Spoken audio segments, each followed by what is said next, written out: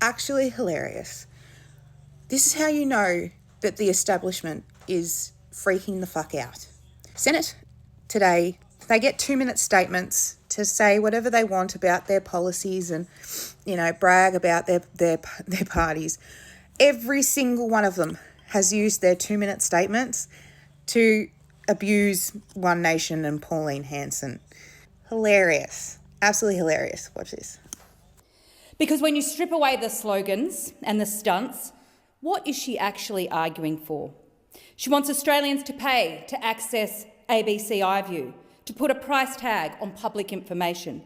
She wants to put ABC Kids behind a paywall. She wants to shut down SBS altogether, the very broadcaster that reflects modern, multicultural Australia back to itself, the one that brings us global stories, diverse voices, and yes, even those ultimate exciting moments of the World Cup, shared across living rooms across the country.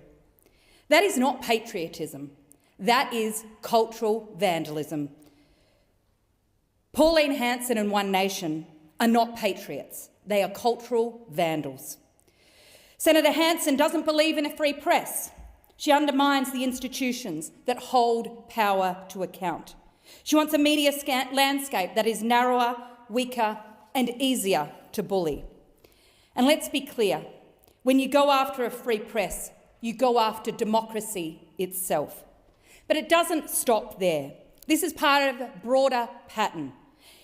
Pauline Hanson and One Nation's attack is on workers' rights, an attack on women's rights, an attack on multicultural Australia. It is an attack on Indigenous Australia, the most ancient culture of all, the very foundations that have built our country and bring us together.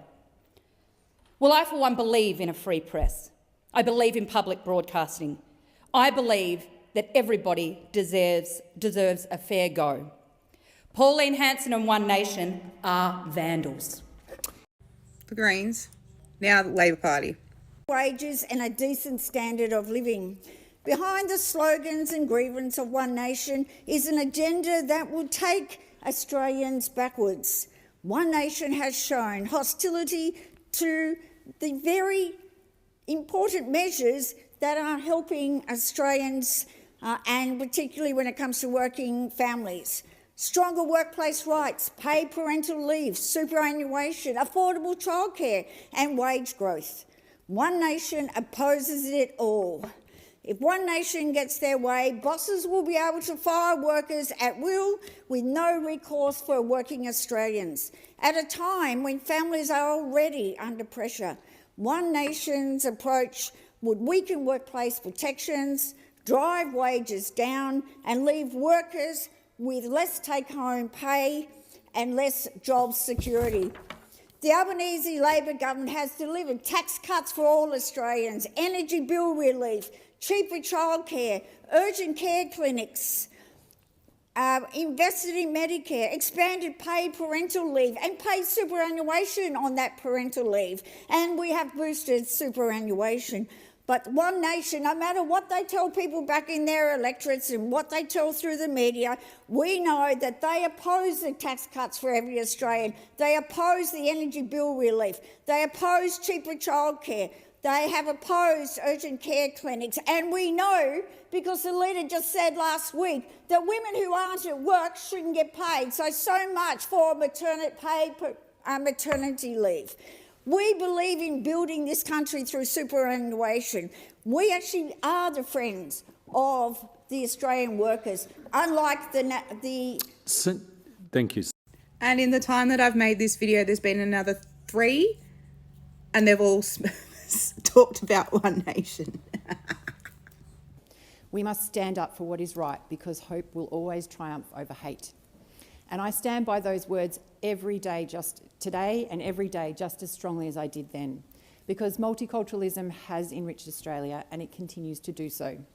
We are a country built on migration. Our diversity is not accidental. It is not a recent development. It is a defining characteristic of modern Australia and one of our greatest strengths.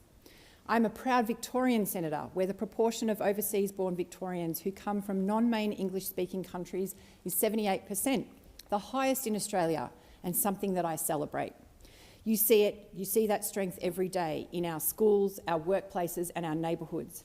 You see it in the small businesses that bring life to our communities, the fantastic food and the workers who care for us when we are sick, teach our children and help build our country.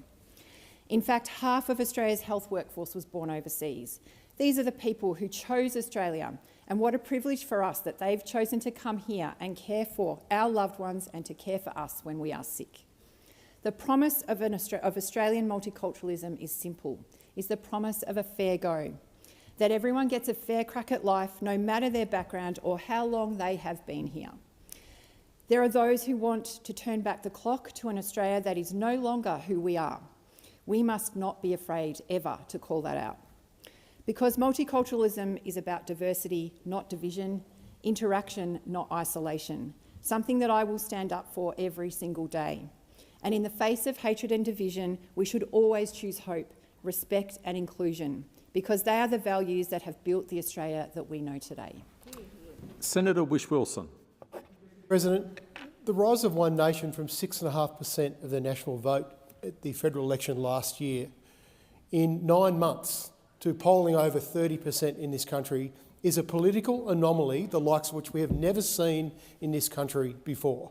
An established political party that's campaigned on the same issues for nearly 3 decades at a time when Australians have been moving away from major parties for the last decade, suddenly jumping nearly 400 to 500% in the space of 9 months. Yet the commentariat in this country are treating it like it's business as usual, that somehow they've tapped into how people are feeling about politics. It's a protest vote.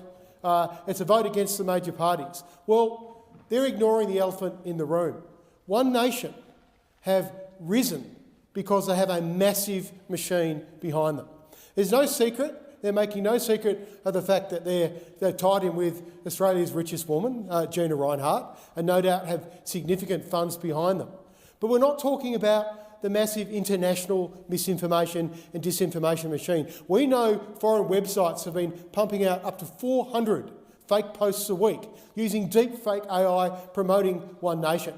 The Senate Select Committee that I chaired called for an independent investigation into this, but it's getting worse.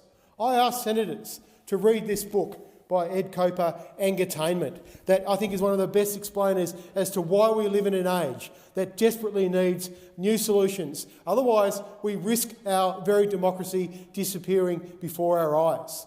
Seriously, Acting Deputy President, to use some pub vernacular, this country needs to wake the fuck up to what is going on in the sphere of social media. Senator Whish-Wilson, could you please withdraw the use of that term, please? I'll withdraw that use of pub vernacular, Acting Deputy President. But my point is very serious. If we don't do something about this cancer, it will kill our democracy in the years ahead. The outrage and the anger that One Nation are appealing to is the algorithm and social media. Thank you, Senator.